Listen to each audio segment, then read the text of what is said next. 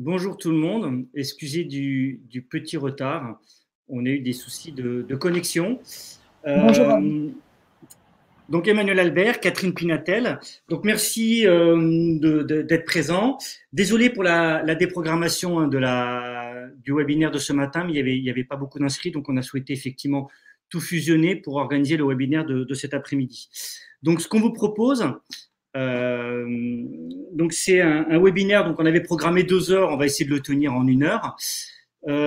L'objectif, il sera double, c'est à la fois présenter le FACT et de pouvoir évidemment répondre à toutes les questions que vous pourriez avoir concernant le FACT. Peut-être avant de rentrer dans la présentation du FACT, c'est présenter très rapidement l'ARACT, même si je pense que peut-être un certain nombre d'entre vous connaissez déjà effectivement l'ARACT et son réseau. Donc l'ARACT, c'est l'association paritaire régionale qui est gérée par les partenaires sociaux, qui appartient au réseau qu'on appelle le réseau ANACT-ARACT, avec à sa tête l'Agence nationale pour l'amélioration des conditions de travail, qui, elle, est une structure nationale gérée par un conseil d'administration tripartite. Donc les partenaires sociaux plus des représentants de l'État. La mission de l'ARACT et du réseau, c'est de pouvoir produire la connaissance, des outils, des méthodes pour l'ensemble des acteurs qui visent à l'amélioration des conditions de travail. Donc pour ce faire, on est évidemment amené à réaliser tout un tas d'expérimentations dans un certain nombre d'entreprises ou de s'appuyer justement effectivement des expérimentations qui ont été porées notamment via le FACT autour des questions de qualité de vie au travail, de performance. Ce qui est important, c'est que le réseau ANACT, dans sa focale d'intervention, cible énormément, évidemment, la question de l'organisation du travail et leurs relations professionnelles. Ça fait partie, nous, des éléments incontournables pour faire progresser la question des conditions de travail. Et bien évidemment, de par la composition de son conseil d'administration, qui est paritaire, on a évidemment une posture équidistante lorsqu'on est amené à faire des interventions ou structurer tout un tas de connaissances.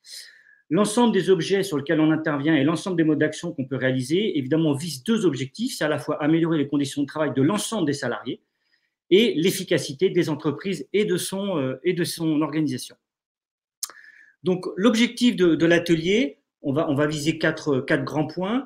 Le premier point, bien évidemment, c'est de présenter le FACT, donc l'ensemble du dispositif avec la programmation 2021 et évidemment les dates à retenir. Ensuite, on va présenter l'appel à projet prévention de la désinsertion professionnelle des seniors avec des éléments de contexte, l'approche du réseau et puis quelques éléments pour aller plus loin. Ensuite, on pourra s'accorder un petit temps pour répondre aux questions que vous pourriez avoir sur éventuellement le projet qu'il y a en cours ou sur toutes les questions que vous pouvez avoir par rapport à cet appel à projet. Et puis, on terminera par des points de vigilance à la fois pour les porteurs de projets et pour les consultants. Donc cet atelier, ce webinaire va être co-animé par Catherine Levrat-Pinatel, qui est chargée de mission à l'ARACT et qui est la correspondant FACT. Donc dès que vous avez une question à poser autour du FACT, je vous invite bien évidemment à solliciter Catherine et moi-même, chargé de mission à l'ARACT, qui pilote plutôt les questions effectivement de population et seniors au sein de l'ARACT. Il y aura également Patrick Bompierre, je ne sais pas si Patrick pourra se connecter, qui est le correspondant FACT pour la Direct Occitanie. On dira tout à l'heure quelques mots, c'est que tous les projets FACT au niveau de l'Occitanie sont aujourd'hui, on va dire, gérés par 2 correspondants, que sont Catherine Pinatel et Patrick Bompierre. Alors, je vais laisser la parole à Catherine qui va présenter le FACT. Merci Emmanuel. Alors bien évidemment, vous avez le chat à votre disposition. Vous avez aussi un onglet avec des questions que vous pouvez poser, qu'on regardera. Alors soit on les traite au fur et à mesure, selon, soit on aura un temps, bien sûr, en complément, on aura un temps pour vos questions, traiter vos questions en fin de présentation. Alors, le FACT, 2 mots, si tu veux passer la diapo suivante, Emmanuel. Le FACT, donc c'est le Fonds pour l'amélioration des conditions de travail, c'est un dispositif du ministère du Travail qui a pour objectif d'accompagner, de soutenir des projets innovants en matière d'amélioration des conditions de travail, que ce soit dans les entreprises qui ont souhaitent développer des démarches innovantes d'amélioration des conditions de travail, donc c'est plutôt de l'aide au conseil, mais aussi ça peut être des projets d'action collective qui embarquent un groupe d'entreprises. Ça peut être aussi des actions dites entre guillemets de branche, plutôt sur la construction d'outillage, de l'étude, etc. Toujours sur le champ des conditions de travail. Donc c'est vraiment l'idée d'avoir des projets qui, au-delà bien évidemment des démarches engagées dans le cadre du projet soutenu, ont toute une logique de capitalisation et de transfert plus large que les acteurs qui ont été concernés par le projet, mais on aura l'occasion d'y revenir. Donc depuis quelques années, le FACT fonctionne par appel à projet. Donc sur la planche suivante, on va pouvoir voir à qui s'adresse ce dispositif, donc 2 par an, et puis une enveloppe hors appel à projet. Donc, peuvent mobiliser le FACT les entreprises de façon individuelle dont l'effectif est moins de 300 salariés, mais également des porteurs de projets, des acteurs relais qui peuvent,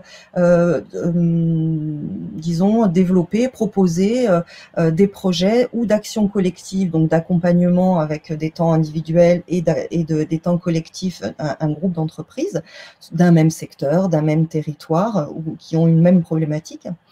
Ça peut être aussi des porteurs de projets sur un territoire ou dans un secteur d'activité qui ont un projet qui va leur permettre à la fois de pouvoir développer de l'outillage. Donc, le FACT n'est pas du tout ouvert aux organisations publiques. Et puis, depuis 2 ans maintenant, je crois, les organismes consulaires peuvent aussi bénéficier du FACT en tant qu'acteurs relais. Voilà. Donc, 3 types de dossiers, 3 types de demandes. Les demandes se font en ligne sur le site de l'ANACT, sur une plateforme numérique, donc des accompagnements individuels d'entreprises ou d'associations, des actions collectives ou des actions dites de branche. Planche suivante. Donc voilà, alors quand on est sur des demandes, des accompagnements de projets d'entreprise ou d'association, on est voilà, sur bien évidemment des projets qui vont au-delà du cadre réglementaire, qui sont vraiment dans une perspective de démarche un peu innovante en matière d'amélioration des conditions de travail. Donc là, c'est le financement donc de conseils pour l'entreprise qui n'a pas les compétences en interne pour développer ce projet. Donc dans ce tableau, vous voyez à quelle hauteur les financements peuvent intervenir. On est sur alors je vois que Patrick nous a rejoint, donc très très bien, je lui laisserai la parole tout à l'heure en complément. Donc sur les FACT entreprises, on est sur 12 à 14 jours maximum d'accompagnement, avec un montant jour maximum, et puis 14 jours, c'est aussi des actions significatives de capitalisation pour une utilité plus large que l'entreprise. Un FACT d'action collective, c'est une alternance de temps collectif entre plusieurs entreprises d'un groupe, donc au niveau du projet, donc d'un même secteur, d'un même territoire, etc. Donc qui s'engage à la fois, enfin dans l'ensemble, si je veux bien revenir, donc sur l'ensemble de l'action collective, sur l'ensemble du temps de l'action collective, donc de l'accompagnement individuel avec une alternance de temps collectif. Et là, on a aussi des maximums de jours par entreprise, de 6 à 8 jours par entreprise, selon le sujet, selon les modalités, etc. Le FACT branche, alors qui est assez mal nommé, puisqu'on est plutôt là sur des projets, alors qui ne touchent pas uniquement une branche, ça peut être un acteur du territoire, un acteur d'un secteur, ça peut être un service de santé au travail, ça peut être une organisation professionnelle, une organisation syndicale. Donc un acteur relais qui a un projet qui veut soit mieux comprendre une problématique, donc sous forme plutôt d'études, où il peut y avoir justement du travail de terrain dans des entreprises. Ça peut être de la construction d'outillage. Bref, c'est un projet qui va permettre d'avoir des livrables qui pourront, comme les autres modalités, être diffusés plus largement que le périmètre du projet qui a été soutenu. Donc là, on est sur voilà, un plafond de 100 000 €. Alors là, on est sur des gros projets nationaux à cette hauteur-là, donc avec la prise en charge maximum de 80% de l'ensemble du budget, toute aide publique confondue. Vous avez les différents livrables qui sont voilà, qui doivent être mis en œuvre, en tout cas réalisés dans le cadre des projets. Donc pas d'investissement matériel, pas d'action de formation. Elles peuvent faire partie des projets, mais elles ne feront pas partie du budget, en tout cas par rapport au pourcentage de prise en charge du FACT. Sur la diapositive suivante, je vois qu'on n'a pas le... Donc, les critères d'éligibilité, donc bien évidemment, c'est l'éligibilité avant tout du porteur. Dans le champ privé, moins de 300 salariés pour les accompagnements individuels. C'est bien sûr au cœur du projet, c'est l'amélioration des conditions de travail en lien avec le sujet de l'appel à projet, donc on va le voir tout à l'heure.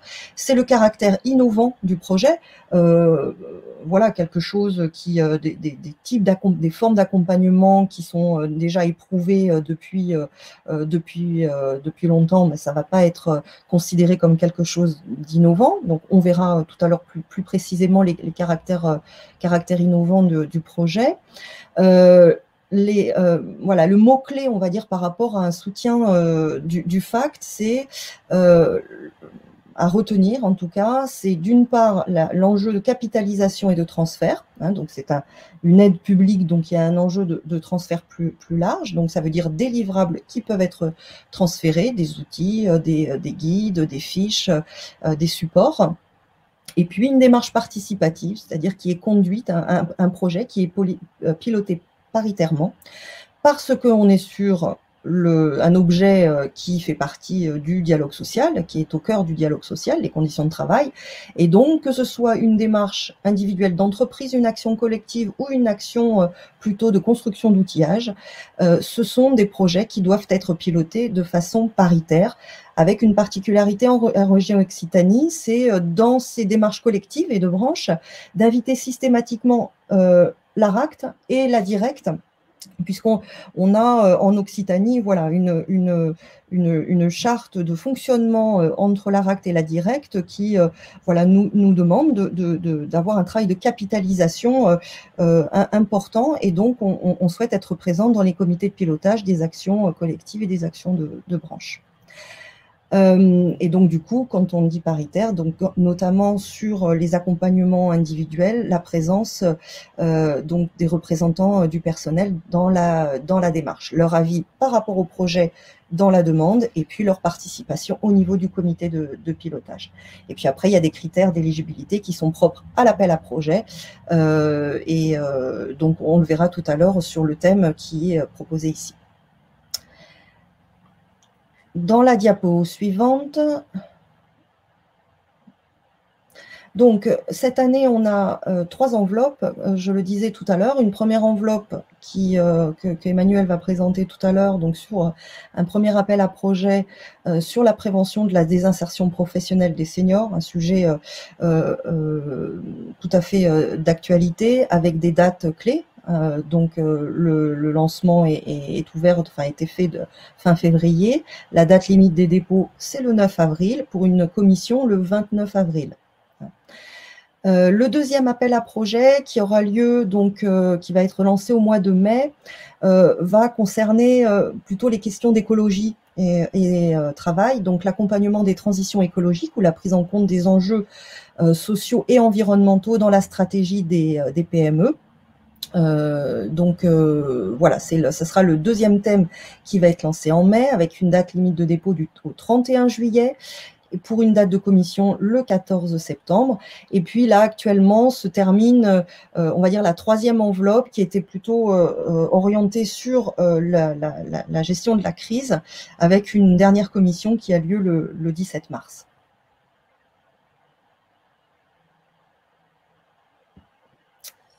Voilà, donc je vais te laisser la parole, Emmanuel, pour nous présenter ce premier appel à projet sur la prévention de la désinsertion professionnelle des seniors. Donc désolé, je me suis absenté, j'ai eu un petit souci de connexion. J'espère que ça ne va pas se renouveler. Alors, on a quelques questions. Je vous invite à continuer de poser les questions. On répondra d'ici une dizaine de minutes, parce que ça va être relativement rapide. Donc, pourquoi effectivement un appel à projet autour de la prévention de la désinsertion des seniors? Donc, ça ferait de nombreuses années, effectivement, la question des seniors est un objet un peu de débat social. On a beaucoup appréhendé la question des seniors au travers du taux d'emploi. Même si depuis une dizaine d'années, le taux d'emploi des seniors a relativement augmenté, il reste aujourd'hui encore faible. On est à peine, effectivement, enfin, aux alentours de 53%. Donc, il y a un enjeu extrêmement important de pouvoir justement améliorer le taux d'emploi des seniors. Dans ce qu'on appelle seniors, bien évidemment, on va utiliser les références effectivement du ministère, c'est de 55 à 64 ans. Il faut savoir qu'en Occitanie, alors je n'ai pas les chiffres 2020, j'ai les chiffres 2019 et les années antérieures. Il faut savoir que les chiffres en Occitanie sont inférieurs à la moyenne nationale par rapport au taux d'emploi. Sur la question des seniors, pourquoi aujourd'hui effectivement la question des seniors et notamment l'employabilité des seniors effectivement pose question, c'est qu'il y a deux points d'entrée qui méritent effectivement d'être questionnés. Le premier point d'entrée, c'est effectivement les seniors sont énormément concernés par les problématiques d'usure professionnelle. Donc, ce qu'on entend par usure professionnelle, c'est toute la logique un peu de vieillir par le travail. C'est-à-dire que le travail et ses conditions d'exercice font qu'à un moment donné, les salariés, au fil de l'eau, vont développer des pathologies de type professionnel, qui à terme peut se solder par effectivement des problématiques d'inaptitude, avec effectivement des licenciements à la clé. Vous avez une deuxième approche qui est plutôt de dire que les salariés seniors, donc on est plutôt sur la logique de vieillir au travail, peuvent à un moment donné effectivement avoir des problématiques de santé qu'on a beaucoup traitées, notamment d'ailleurs au travers des problématiques de maladies chroniques évolutives, qui fait qu'à un moment donné, leur problématique de santé peut les rendre difficilement tenables pour exercer l'activité même du travail. Et donc, on voit bien que ces deux questions-là, donc l'usure par le travail et vieillir dans le travail, peut rendre difficile justement l'employabilité des seniors. Or, il nous semble que la question des seniors est un enjeu, mais va devenir un enjeu encore plus important pour les entreprises. D'une part, dans le contexte d'allongement de la vie professionnelle, c'est vrai que la réforme des retraites a été mise un peu, effectivement, un peu en stand-by, mais probablement va revenir en 2021 sur le devant de la scène. Donc, cette question, effectivement, d'allongement, forcément, elle va redevenir sur le devant de la scène. Il y a également, dans la structure démographique, effectivement, en France, une augmentation de la part des seniors, qui fait que les entreprises vont devoir tôt ou tard s'intéresser à ces questions-là. Et surtout, c'est que les entreprises sont aujourd'hui confrontées à des problématiques de mutation, à des logiques de mutation qui font qu'il y a des nouvelles contraintes qui peuvent apparaître et qui vont rendre difficilement tenable le travail, avec l'effet zapping, en tout cas des contraintes qui peuvent rendre plus difficilement tenable le travail pour les salariés les plus fragilisés, notamment les seniors, les salariés internes de MCE, etc. Alors, par rapport à ces questions-là, comment le réseau intervient? Le réseau intervient au travers de plusieurs éléments. Le premier élément, c'est de dire que la question de la désinsertion, c'est évidemment quelque chose qui doit être questionné comme un processus, c'est-à-dire que c'est quelque chose qui s'installe au fil de l'eau, dans la durée. Et l'idée, c'est de dire que le travail peut être à la fois un facteur d'exclusion, donc par les processus peut engendrer effectivement des problématiques effectivement de détérioration de la santé, c'est ce qu'on appelle les problématiques d'éviction, d'usure professionnelle, mais le travail peut être également un facteur d'inclusion. Dans son processus, parce qu'il va créer de la santé, il peut favoriser justement l'intégration des salariés dans le travail. Et donc, c'est important de regarder la désinsertion comme un processus à questionner tout au long de la vie professionnelle et qui concerne toutes les populations au travail. On dit souvent que les jeunes d'aujourd'hui seront les seniors de demain. Donc, c'est vraiment important de regarder le processus tout au long de la vie professionnelle. Deuxième important, dans la logique bien évidemment du FACT, c'est d'avoir une entrée par les situations de travail.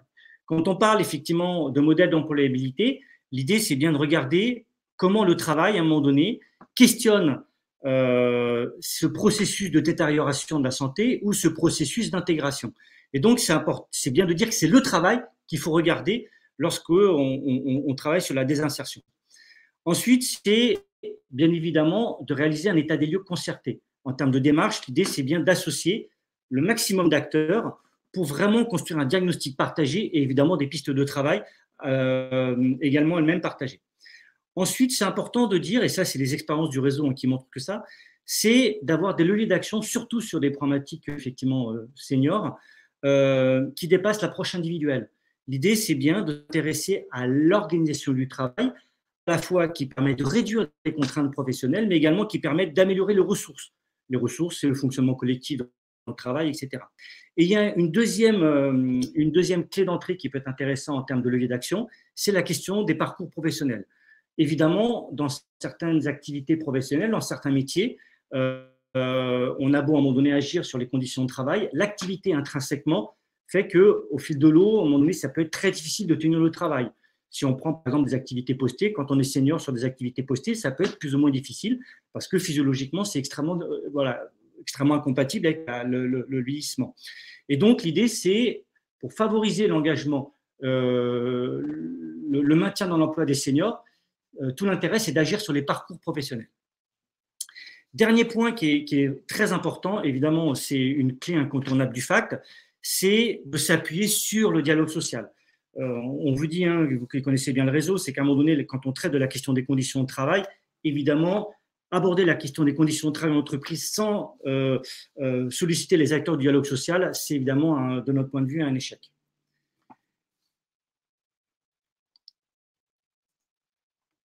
Alors, les quelques retours d'expérience que l'on peut avoir par rapport effectivement aux seniors et les attentes notamment de cet appel à projet, l'idée, on l'a un peu dit, c'est que souvent, quand on intervient sur les questions de désinsertion professionnelle, souvent, c'est qu'on intervient quand entre guillemets, le mal est installé, quand le signal, il y a déjà des signaux d'alerte qui sont bien affichés. On n'est pas dans une logique globale qui permet d'anticiper, d'être dans une logique proactive justement qui permet d'éviter cette désinsertion le plus tôt possible. Ensuite, c'est souvent des actions, comme je dis, qui permettent de traiter des situations d'urgence. On n'est vraiment pas dans cette logique anticipatrice, etc. Souvent, quand on intervient sur des questions effectivement de seniors, des questions de population au travail, et même y compris sur des questions de handicap, maladies chroniques évolutives, on est souvent sur des leviers d'action souvent orientés sur les individus, sur des aménagements techniques, et sur du temps de travail. L'idée, c'est bien évidemment d'aller le plus large possible sur l'organisation du travail. Et enfin, les deux derniers appels, en tout cas dans les derniers appels à projets, il y a eu 2 appels les années précédentes, un sur la question de la pénibilité et un sur maladies chroniques évolutives. Et quand on regarde effectivement les retours d'expérience sur ces 2 appels à projets, on voit qu'il y a eu peu de références à la population senior. Donc pareil, ça questionne évidemment, alors qu'il nous semble que nous, les questions d'usure professionnelle, de pénibilité, de maladies chroniques évolutives concernent surtout les seniors. C'est vrai que c'est surprenant sur le fait que ces 2 appels à projets peuvent renvoyer cette question-là. Et donc, une attente très forte par rapport effectivement à ce FACT-là, c'est évidemment changer le paradigme, c'est-à-dire que le travail ne doit pas être un facteur d'exclusion, mais bien un facteur d'inclusion. C'est-à-dire que le travail doit construire de la santé et doit permettre de favoriser l'intégration. Comment ça se fait que j'ai perdu le support? Ah, merci. Et doit permettre de favoriser justement le maintien professionnel des différents salariés. Et donc, in fine, évidemment, la logique, c'est de rendre le travail soutenable pour tous, tout au long de la vie professionnelle, pour justement, demain, favoriser l'allongement de la vie professionnelle. On vous a donné quelques références, donc on va pas aller plus loin. Donc, il y a évidemment l'ANACT qui a fait un webinaire avant-hier qui permet de présenter le FACT de manière un peu plus détaillée que nous avec le support de présentation de l'ANACT.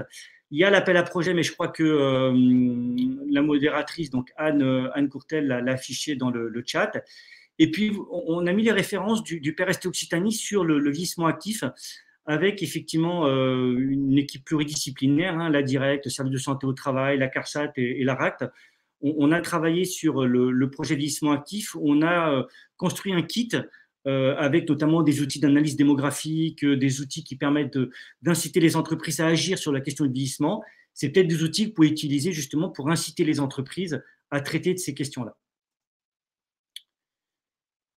Alors, ce qu'on vous propose maintenant, c'est peut-être effectivement, alors peut-être présenter le projet, ça va être un peu compliqué parce que vous n'avez pas la parole. Peut-être, Patrick, comme j'ai vu que tu étais modérateur, pas modérateur, mais participant, est-ce que tu as des mots à rajouter?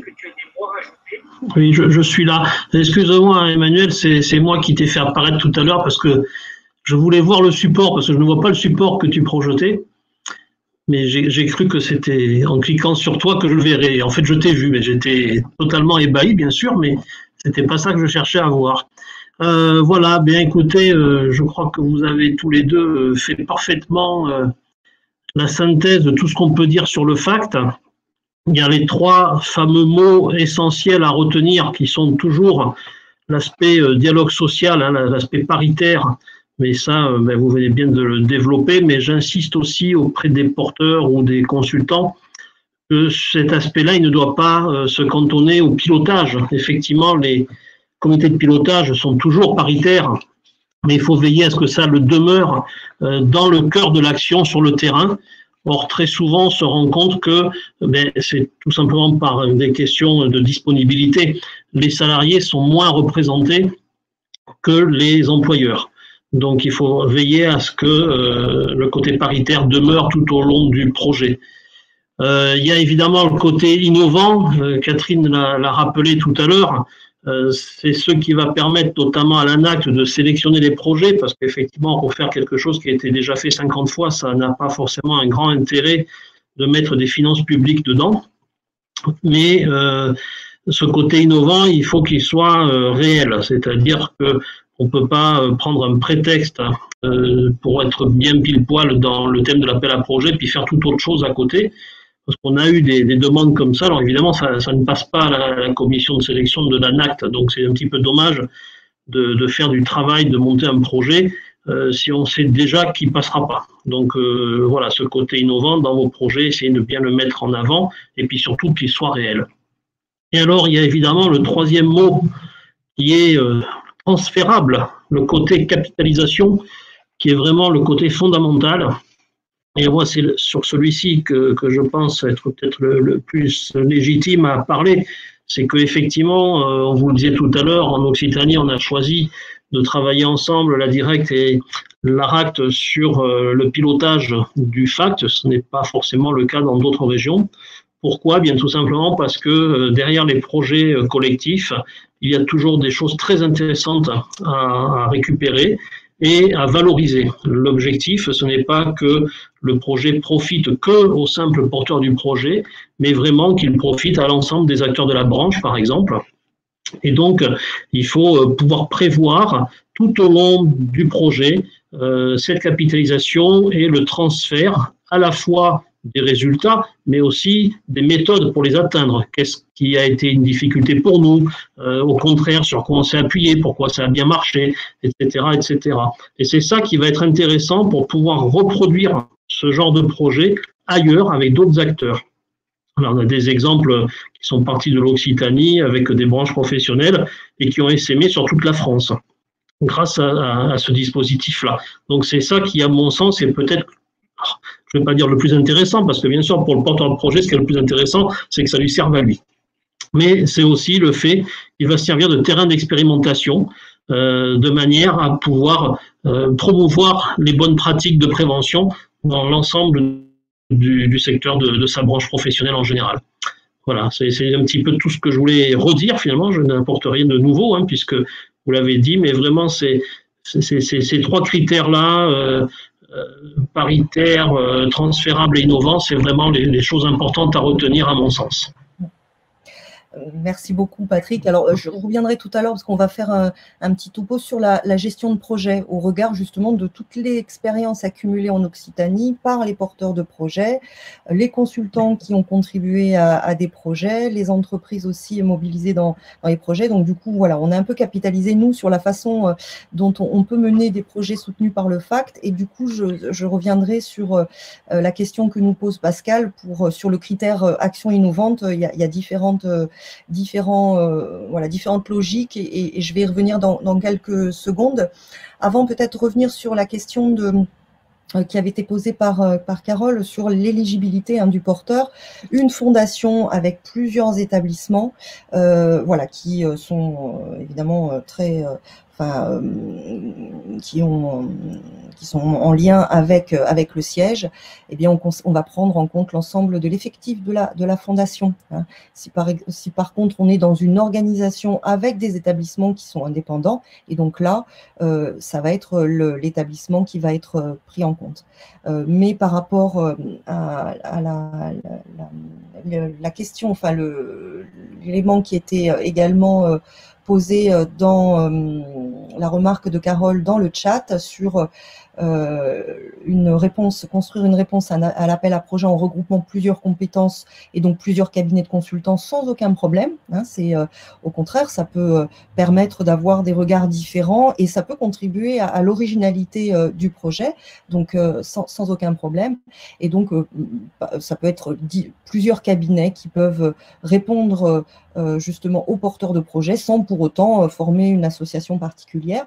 Mais c'est vrai que quand on a, par exemple, alors je pense à des projets qui ont été soutenus, notamment sur les questions d'addiction, où on avait un porteur là de projet qui avait qui avait plusieurs établissements et qui a mené une action collective justement pour pouvoir tester, expérimenter des choses dans des établissements en vue de transférer sur l'ensemble des structures.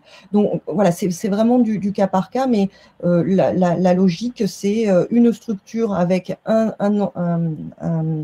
lieu, on va dire, de décision, de responsabilité, même s'il y a plusieurs établissements, c'est l'ensemble de l'effectif qui va être pris en charge. Donc n'hésitez pas dans le chat, dans les questions, à continuer à intervenir, poser vos questions, on y reviendra. Un petit focus justement sur la gestion de projet, parce que c'est autant de points de vigilance et d'avoir aussi des retours sur les expériences qui ont été menées en Occitanie. Alors, bien sûr, je ne vais pas redire ce que Patrick vient de repréciser sur les caractères, on va dire un peu les mots-clés du FACT: capitalisation, transfert, paritarisme et innovation. Peut-être juste pour se dire que le caractère innovant du projet, bien évidemment, ça peut être sur différents volets. Bien sûr, par rapport à la façon de traiter le sujet, par rapport aux modalités de travail mises en œuvre, par rapport aussi à la nature des livrables. Hein, le caractère innovant peut être à ce niveau-là. C'est aussi, ça dépend du contexte de l'entreprise, ça dépend aussi du secteur. Je sais que par exemple, certains projets vont avoir l'ANACT va avoir un regard particulier parce que ça va être des secteurs sur lesquels il n'y a pas eu de soutien jusqu'ici ou sur lesquels il y a un enjeu très fort d'intervenir sur la thématique. Donc ça peut aussi être à ce niveau-là. Aussi en matière de territoire, ça peut être aussi sur un porteur de projet qui est peu familiarisé avec le sujet et dont justement un des objectifs du projet va être de construire de l'outillage pour justement ces intervenants. Donc ça peut être, le caractère innovant peut être à ce niveau-là.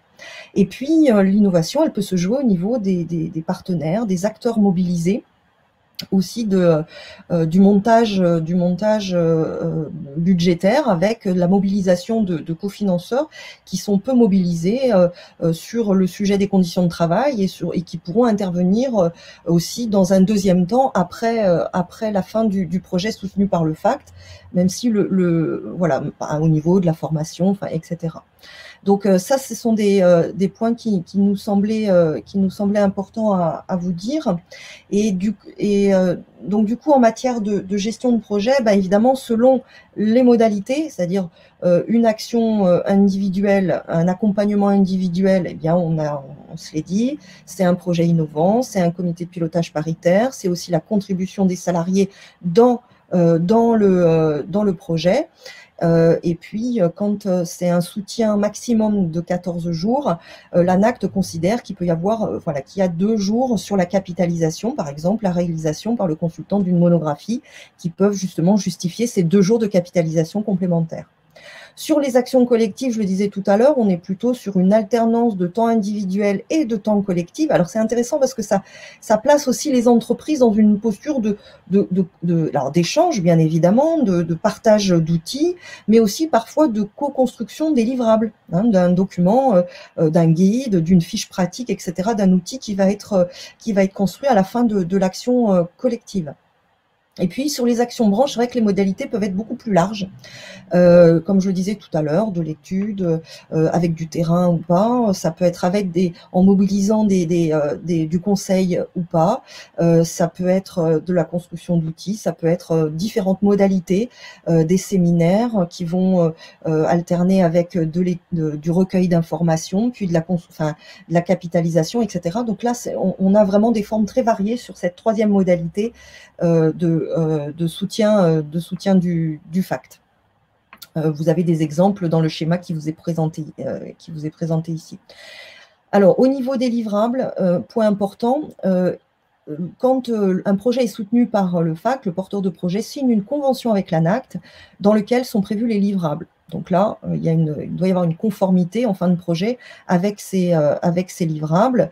Donc ça peut être bien évidemment les supports du comité de pilotage, ça peut être les outils, ça peut être aussi par exemple les feuilles d'émargement, ça c'est un point important. Alors je le dis rapidement, mais bien évidemment logo FACT partout, hein, sur les livrables, ça c'est un point important par rapport en termes de conformité.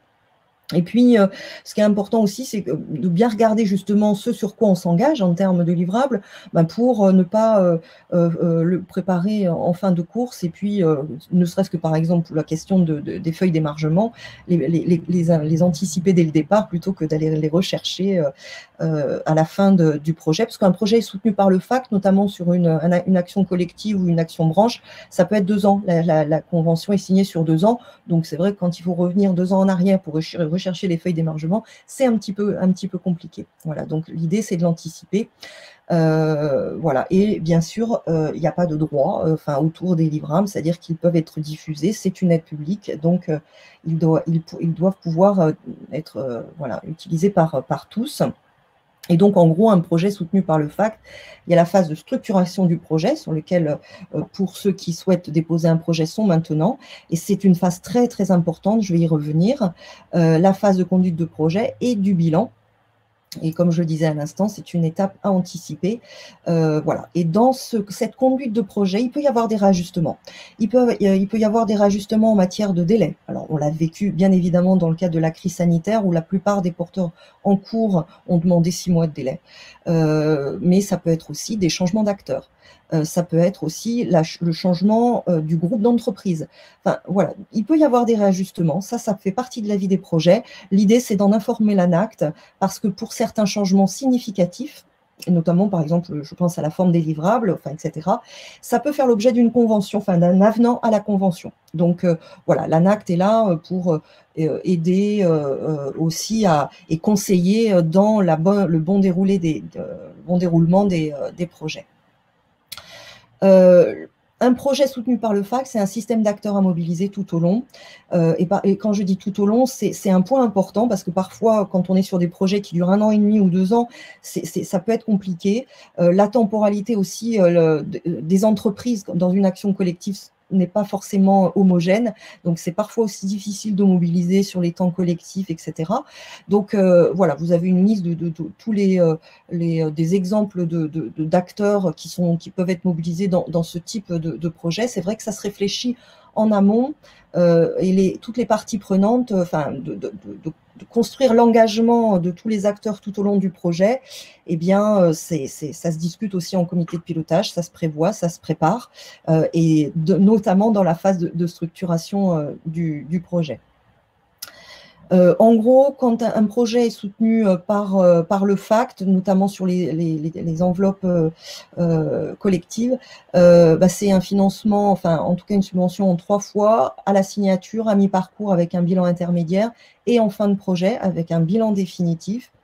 Donc voilà, et l'ANACT, et je le disais tout à l'heure, est là aussi pour aider à valoriser, à capitaliser, enfin à aider les porteurs de projets, tout comme nous, plus en proximité au niveau de l'ARACT et de la DIRECT, bien évidemment, au fur et à mesure des comités de pilotage, mais aussi dans la phase de préparation des projets. On est souvent assez mobilisé par les porteurs, y compris quand il faut faire des allers-retours avec l'ANACT préalable à la commission pour s'assurer d'un certain nombre de questions et qu'on n'ait pas trop de surprises lors de la commission, même si bien évidemment tout est décidé au niveau de la commission. Nous, on a au niveau de la DIRECT et de l'ARACT Occitanie absolument aucun regard sur les choix qui sont faits de la commission, qui peuvent être: on prend le projet comme il est demandé, on prend le projet, mais attends, on vous demande quand même de réajuster telle ou telle étape, ou telle méthode, ou telle clarification, etc. On peut aussi, ils peuvent dire aussi, on prend le projet, mais en partie. Et puis, dernier cas de figure, on ne prend pas le projet pour telle et telle raison. Alors, le rôle du porteur de projet, c'est important, bien évidemment, on vous le disait dans le chat tout à l'heure, vous aurez le diaporama pour vous y référer plus tranquillement, mais par rapport à ces 3 étapes, encore une fois, la première étape de structuration du projet, c'est là où on voit bien si les choses vont bien se passer en règle générale, parce qu'on a un petit peu l'habitude dans ces étapes-là en appui des porteurs de projet, mais c'est vraiment, on construit les fondations, et des fondations qui vont être plus ou moins solides dans la conduite du projet. On vous fera part tout à l'heure de quelques points de vigilance, parce qu'ils sont assez récurrents dans les projets, dans la conduite des projets. Donc voilà, et c'est vrai que selon la façon dont c'est construit, selon la mobilisation, selon aussi l'engagement du porteur de projet, selon les compétences des consultants, ou des consultants mobilisés, etc., eh bien, voilà, ça ne va pas se jouer de la même façon tout au long du projet, en sachant qu'encore une fois, la conduite de projet va jusqu'au bilan, bien évidemment, mais entre deux, il y a les phases de capitalisation et de transfert qui sont très importantes. Et je pense notamment aux actions collectives. Une fois que on va dire les entreprises du groupe sont accompagnées, la fin de l'accompagnement arrive, il y a encore tout le travail de capitalisation. Donc, vous voyez, on a essayé de lister un peu les différentes tâches en tant que porteur pour les porteurs de projet. Donc, vous voyez, ça demande voilà, du temps, de l'engagement, de l'investissement, et parfois aussi financier, pour construire l'ingénierie du projet, puisque le FACT ne prend pas en règle générale tout. Il y a toujours une contrepartie privée, donc un investissement qui peut se jouer en investissement en temps du porteur de projet. Je ne vais pas plus dans le détail, bien évidemment, si vous avez des questions, on y répondra juste après. Alors, quelques points de vigilance à partager. Ça, c'est vraiment de l'expérience. Alors, bien sûr, Patrick, tu pourras compléter aussi avec l'expérience de suivi des projets en région. Donc, c'est de ce que nous avons vu, de nos accompagnements de porteurs, voilà les quelques points de vigilance à partager ensemble. Le premier point, c'est l'ingénierie financière. L'ingénierie financière, il y a vraiment une idée, l'importance de réfléchir au cofinancement. De moins en moins, le FACT prend 100% du projet. Alors, je pense surtout aux actions collectives et aux actions de branche. Donc, voilà, il peut y avoir des cofinancements, des cofinanceurs, mais comme je le disais à l'instant, des contreparties privées avec de l'investissement en temps du porteur de projet. Donc, voilà, ça c'est un point important. C'est pas simple, nous on a l'habitude, on peut vous aider justement sur ça, la construction de cette ingénierie financière pour que ça rentre bien dans les canons du FACT. Et puis c'est important aussi d'être, voilà, par rapport aussi au tout le travail de bilan qui devra être fait, parce que ça veut dire aussi anticiper les jours. Et quand, par exemple, on n'a pas les jours suffisants en fin de projet, je pense à des actions, par exemple, de branche, c'est compliqué. Et donc, du coup, si l'ensemble de la dépense n'est pas faite, eh bien, le FACT va réajuster l'enveloppe de soutien en gardant le pourcentage de prise en charge défini au départ. Donc ça, c'est quelque chose d'important, de bien anticiper cette ingénierie financière, parce que derrière, ça veut dire bien anticiper aussi l'activité. Voilà. Au niveau de la régulation des acteurs, il y a différents points de vigilance à avoir par rapport à ce point-là. Donc, je l'ai un petit peu évoqué tout à l'heure, c'est garder la mobilisation tout au long du projet. Donc, c'est vraiment un travail permanent de régulation et il ne faut pas le sous-estimer. Voilà, ça veut dire du travail administratif, d'invitation, de convocation, etc. Mais ça veut dire aussi de la régulation pour du réajustement, pour des changements de date. Enfin, voilà, c'est la régulation des projets est parfois sous-estimée et donc c'est important de pouvoir bien l'anticiper, y compris avec les aléas que tout projet peut avoir. Notamment pour garder la mobilisation des acteurs. Par rapport à l'action, l'appui des consultants, le petit point de vigilance qu'on pourrait partager ici, c'est que notamment dans un projet, alors quand on est sur un accompagnement individuel avec du travail de capitalisation, donc ces fameux 2 jours pour arriver à 14 jours, quand on est sur de l'action collective, quand on est sur de l'action branche, voilà, c'est aussi s'assurer que l'intervention des consultants, qui est définie au départ, qui peut être bien sûr sur le volet intervention, accompagnement, mais il peut être aussi sur le volet capitalisation, rédaction, écriture des livrables, etc., ou co-animation, par exemple, d'un comité technique, d'un groupe technique, le groupe d'entreprise ou d'un atelier, etc. Et donc, du coup, c'est l'idée de bien se mettre d'accord entre le porteur de projet et le ou les consultants sur qui fait quoi, pour pas avoir de surprise par rapport à ça. Et notamment, si il est prévu, on l'a dit depuis tout à l'heure, la logique de capitalisation est très importante. Donc, dans une action collective, il y a des actions de capitalisation et donc de prévoir dans l'intervention du ou des consultants, justement, une contribution au travail de capitalisation pour pas que le porteur de projet soit tout seul pour le réaliser. Donc, ça peut être, bien évidemment, la rédaction de synthèse, de fiches, d'outils, enfin, etc., etc. Au niveau de la régulation, il y a aussi la régulation dans le projet, au niveau du planning, au niveau de la mobilisation, on l'a dit tout à l'heure, du suivi des terrains, de la production aussi des livrables et de l'appui possible que nous, on peut avoir au niveau de la RINC, mais aussi de l'ANACT. Et comme je disais, quand il y a un besoin de grosse régulation, on se dit qu'on envoie un petit mail au niveau de vos interlocuteurs ANACT pour pouvoir éventuellement savoir si ça fait l'objet d'un avenant à la convention. Sur le travail de capitalisation, on en a beaucoup parlé, donc ce qu'on peut se dire, c'est que c'est anticiper le plus en amont possible. Alors évidemment, c'est parfois difficile quand on construit le projet de se dire quels vont être les livrables. Ça va être une fiche, ça va être un guide, ça va être une ingénierie de formation, ça va être un outil, etc. Parfois, ça peut se réajuster, bien évidemment, mais l'idée, c'est de ne pas arriver en fin de projet pour se dire qu'est-ce qu'on va sortir.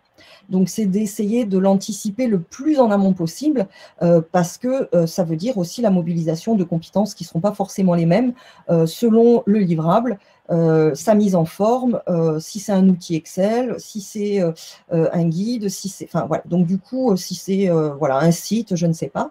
Donc l'idée c'est de l'anticiper, même si ça peut être réajusté, mais en tout cas d'y réfléchir le plus en amont possible. Et ça c'est la place c'est le rôle aussi du comité de pilotage. Donc y réfléchir dans le fond, dans la forme, pour pouvoir aussi construire l'intervention, l'accompagnement, construire aussi l'étude, construire le recueil d'informations, bref, construire tout le projet, tourner vers la capitalisation et ne pas être embêté justement sur cette phase-là à la fin du projet. Et donc évidemment aussi se répartir les tâches dès le départ, ça c'est aussi important pour prévoir les jours. Le travail alors évidemment, le travail de capitalisation, c'est aussi privilégier le principe de co-construction. avec les différents acteurs, au niveau du comité de pilotage, mais aussi au niveau des groupes d'entreprises qui sont accompagnés. Ça peut être aussi avec tous les partenaires qui font partie du projet.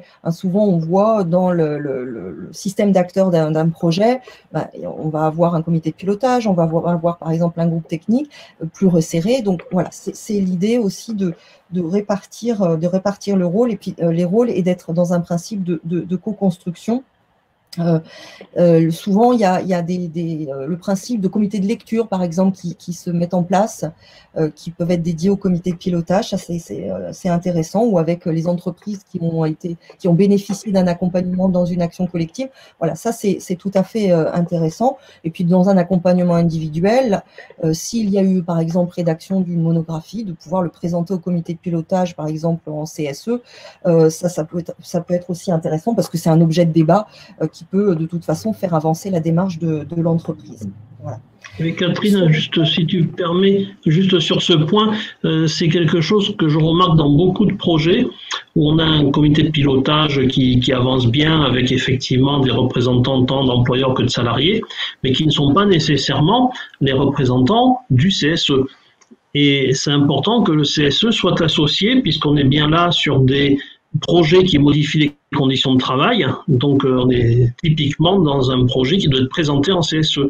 Donc, ça ne veut pas dire forcément qu'ils vont participer, libre à eux de le faire ou pas, mais en tout cas, ils doivent être tenus informés de l'avancée de ces projets. Voilà, c'est juste cette petite parenthèse parce que le dialogue social, c'est effectivement celui du comité de pilotage, mais c'est aussi le dialogue social, on va dire, officiel de l'entreprise, qui est le CSE, qu'il ne faut pas oublier.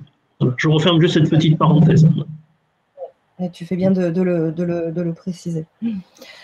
Donc, sur le bilan, pareil, à anticiper, donc les logos, les feuilles d'émargement, les livrables, enfin, etc., en se référant à la convention, à ce qui est indiqué dans la convention, bien sûr dans la demande d'aide, mais aussi dans la convention qui est signée avec l'ANACT.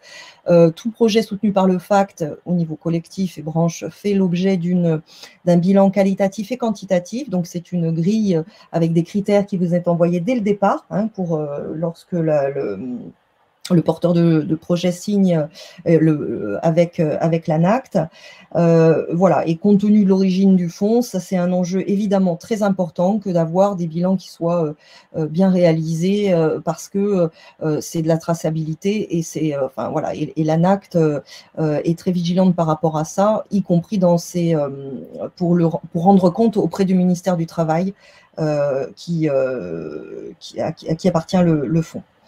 Et puis, dernier point, les évolutions du projet, on l'a dit ensemble, bien évidemment, voilà, l'idée c'est d'être d'avoir de l'information systématique auprès de l'ANACT pour pouvoir anticiper un éventuel avenant.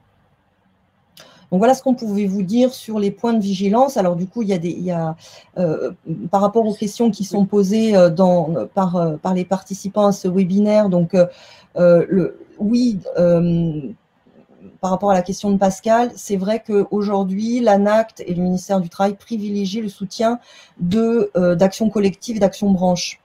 Alors, il y a toujours une petite part, autour de à peu près 20% d'accompagnement individuel, mais c'est vrai que parce qu'il y a plus il y a un enjeu de capitalisation et de transfert fort aussi par rapport à ce que produit le FACT, et donc du coup, ce sont plutôt ces types de projets qui sont soutenus, mais il y a toujours des accompagnements individuels, mais dans une part moins importante qu'hier. Voilà.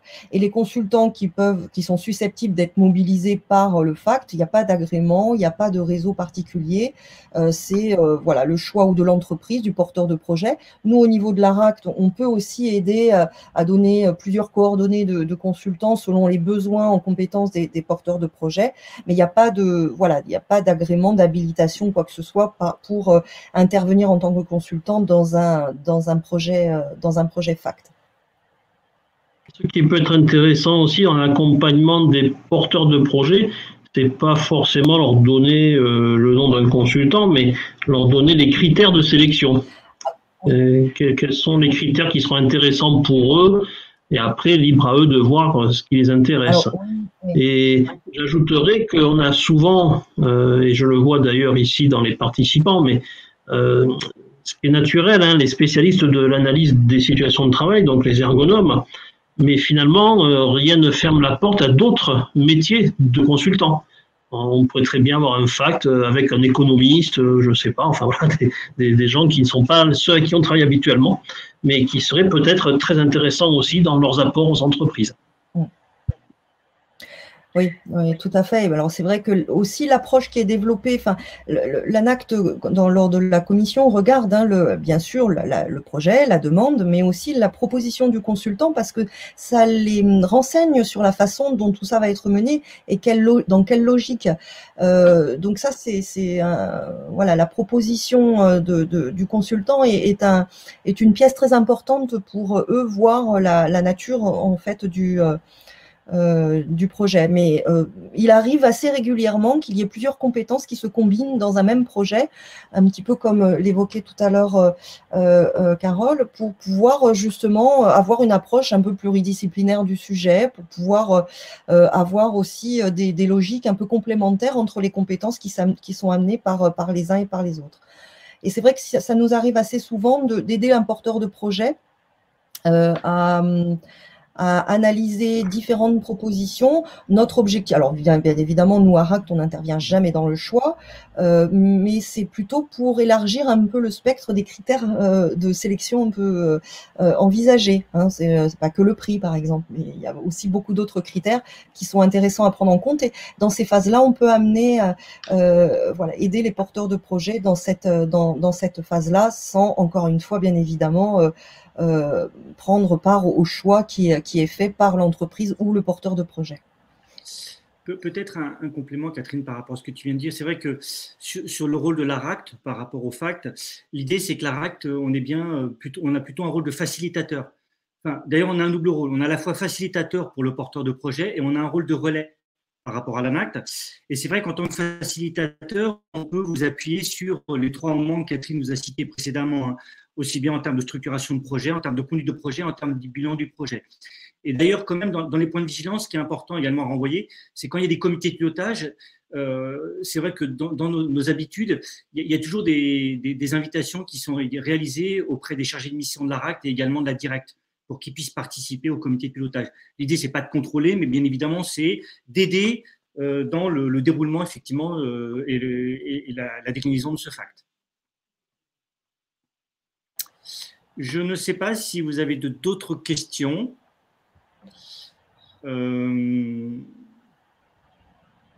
Alors, vous avez la possibilité donc de télécharger le document qu'on vient de vous passer. Alors, Emmanuel, Albert, dont vous avez les coordonnées dans le PowerPoint et voilà, l'interlocuteur sur cet appel à projet, parce qu'il intervient beaucoup sur cette thématique. Il vous l'a dit tout à l'heure, notamment dans le cadre du PRST. Voilà, et puis sur la mécanique même du FACT, bien évidemment, moi aussi, je suis en soutien.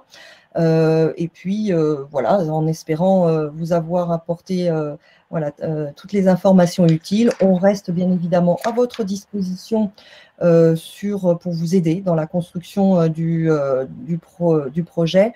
Alors, la date du 9 avril, a priori, elle n'est pas partie pour être décalée cette fois-ci, hein, parce qu'il y a eu beaucoup de décalage évidemment l'année dernière. Mais là, a priori, donc, elle ne sera pas décalée. Donc, ça veut dire que voilà, vous avez, ça laisse à peu près un mois, hein, pour ce qui est pas très long, hein, pour construire un projet s'il y a tout à faire. Mais si vous avez des questions, on est là pour vous aider. Oui, c'est vrai que le délai reste très court. Alors, bon, entre nous, il me semble que si, voilà, selon les flux d'arrivée des dossiers et selon ce qu'il y a dans les tuyaux quelques jours avant le 9 avril, bon, éventuellement, il pourrait y avoir quelques jours de délai, mais voilà, dites-vous aujourd'hui que le 9 avril est une date voilà, charnière, enfin, voilà, la deadline pour le dépôt des dossiers. Et voilà, tant sur le plan technique, sur le plan du contenu, sur le plan de l'organisation du projet. Encore une fois, on est à votre disposition. Et là, il me semble, Catherine, que c'est 9 avril un dossier complet. C'est-à-dire que ce n'est pas comme le précédent FACT, on pouvait faire une note d'intention. Là, l'idée, c'est vraiment un dossier complet avec les entreprises. Tout à fait, c'est un dossier complet, oui, oui. Alors, juste un petit point de détail, sur les actions collectives, un dossier complet comprend voilà, non seulement la demande, la proposition du consultant, mais également les lettres des lettres d'engagement des entreprises qui sont mobilisées dans l'action collective, ce qui est le plus long. Hein. Voilà, alors que sur bon, une action individuelle, c'est la proposition du consultant, il y a quelques pièces administratives que je n'évoque pas ici. Hein.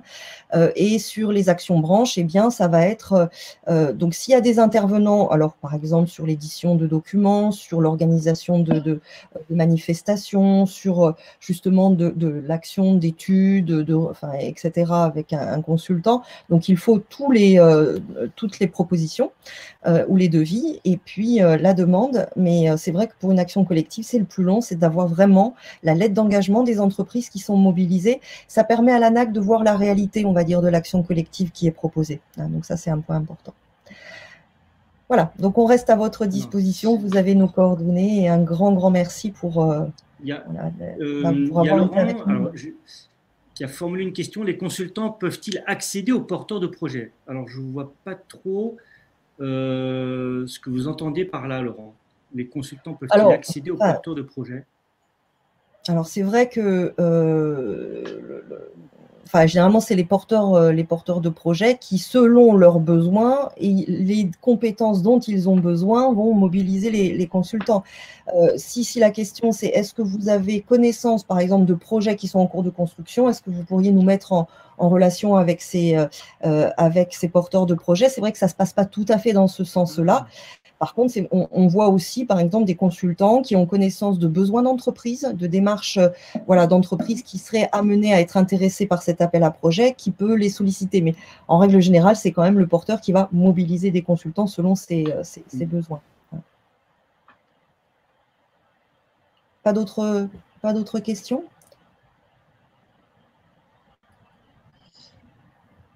Donc, on se tient. Alors, tous les éléments de dossier sont sur le site de l'ANACT. Au moins, comme ça, vous aurez la visibilité de ce que c'est un dossier complet. Et on se tient à votre disposition pour toute question ou remarque. Voilà. Merci bien. Merci bien. Au revoir. À bientôt.